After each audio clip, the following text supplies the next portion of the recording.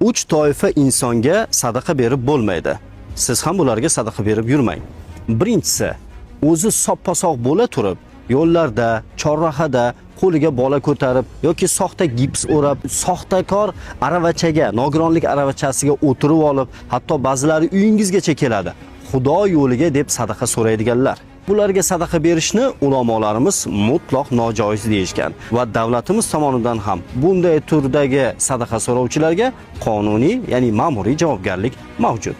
Ikkinchisi, sadaqa olgandan keyin pulini jinoyatga, yomon yo'llarga, gunoh ishlarga sarflaydigan insonlarga, qumorga tikishi mumkin, ichishi mumkin va hokazo va hokazo va hokazo.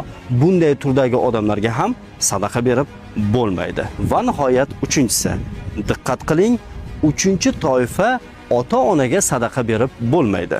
Nimagaki ulamolarimiz farzand butun mol dunyosi bilan birgalikda ota-onasining mulki hisoblanadi deganlar.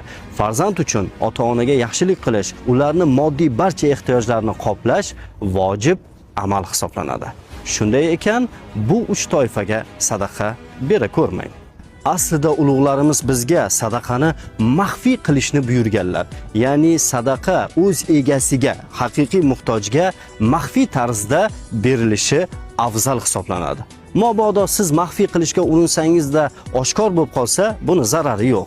Bugun biz ham maxfiy bir ehsonni amalga oshirdik. Hamkorimiz BioLife kompaniyasi tomonidan taqdim etilgan ehson summasini 1-oktyabr ustoz va murabbiylar bayrami yaqinligi munosabati bilan azalda uzoq yillar xalqimizning farzandlariga ilm ma'rifat ulashib kelgan, ayni damda nafaqaga chiqib, og'ir bemor holatda to'shakda yotgan aziz bir ustozimizga taqdim etdik. Alloh taolo ehson qilgan BioLife kompaniyasining rahbarlari va xodimlarini barchalarini ikki dunyoda aziz qilsin, ehsonlarini qabul aylasin. Ustoz va murabbiylarimizni esa 1-oktyabr bayram munosabati bilan hamkorimiz BioLife kompaniyasi nomidan hamda o'zim nomimdan muborakbod etamiz.